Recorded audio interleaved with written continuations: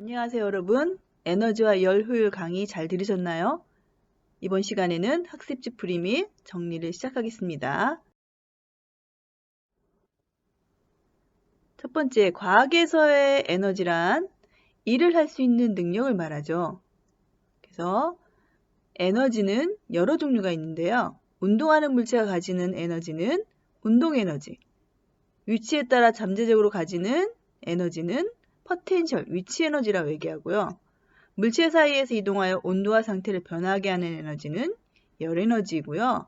화학결합에 의해 물질 속에 저장되어 있는 에너지는 화학에너지입니다.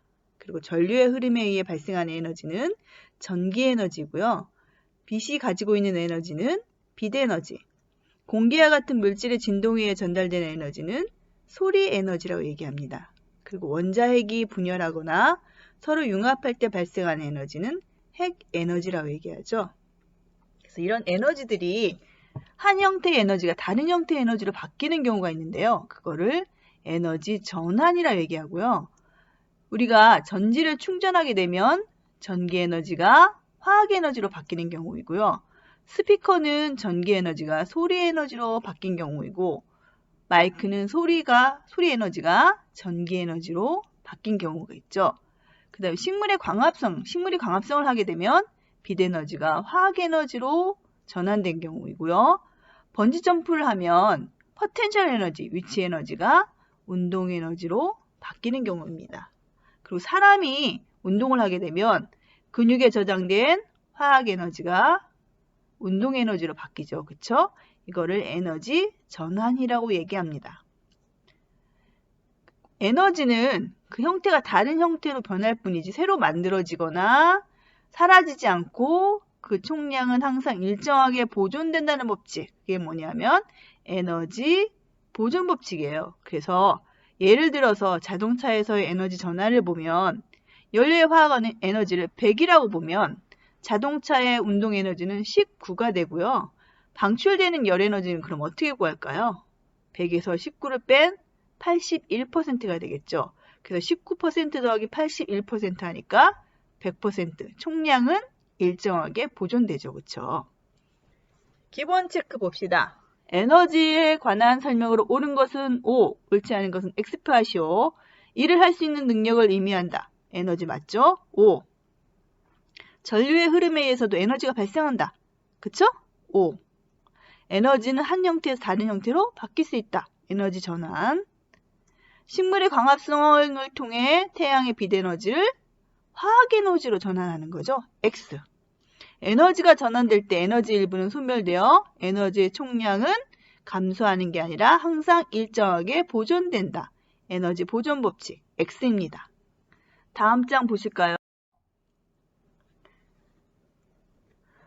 주로 화석연료를 연소시켜서 얻은 열에너지를 일로 바꾸는 장치를 열기관이라 얘기하고 가솔린 기관, 디젤 기관 이런 것들이 있어요. 그래서 공급된 열에너지 일부는 일을 하는데 사용되고 나머지는 외부로 방출됩니다. 그래서 에너지 보존 법칙에 따라서 열기관에 공급된 열에너지는 열기관이 외부의 한 양과 외부로 방출되어 버려지는 열에너지 합과 같다. 그래서 처음에 공급된 에너지 Q1은 한 일량과 더하기 그 다음에 방출되어 버려지는 Q2와 두 개를 합쳐주면 처음에 공급된 열에너지 Q1이 나오겠죠. 그쵸? 공급된 열에너지가 1로 전환되는 비율을 열효율이라고 얘기하고 열효율은 공급된 열에너지분의 사용한 에너지 곱하기 100 해주면 됩니다. 그래서 공급된 열에너지 Q1분의 이거를 식으로 써주면 사용한 에너지 W 곱하기 100이 되겠죠.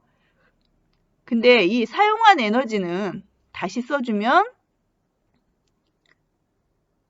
어떻게 될까요? 공급된 열에너지에서 버려지는 열에너지 Q2 외부로 방출된 버려지는 열에너지를 빼주면 사용한 에너지가 나오겠죠. 이렇게 구해줘도 열 효율을 구할 수 있습니다. 열기관을 사용하면 항상 마찰이나 배기가스 등으로 버려지는 열 에너지가 존재하겠죠, 항상. 그래서 열기관의 열 효율은 100%가 될 수 없습니다. 그래서 이 에너지 효율을 높이는 기술이 발전하게 되었는데요.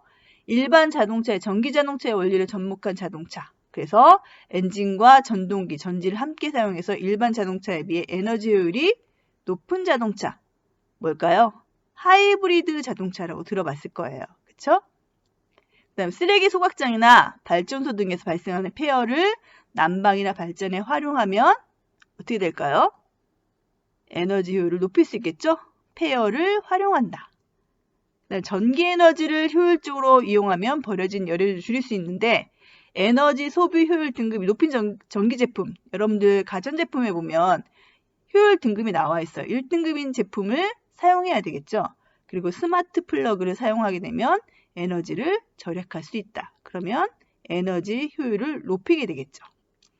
기본 체크. 열 기관과 열 효율에 관한 설명으로 옳은 건 O, 옳지 않은 건 X표.